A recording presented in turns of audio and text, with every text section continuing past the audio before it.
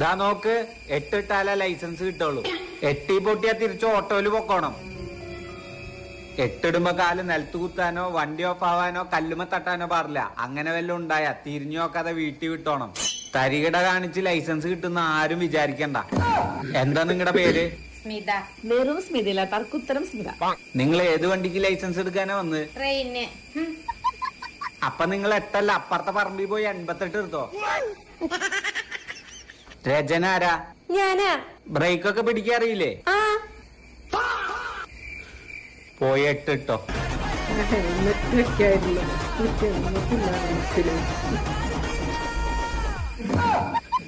ആ വഴിക്ക് വീട്ടിക്ക് പോക്കോ. നയനാരാ? ഞാനാ. ഗോ.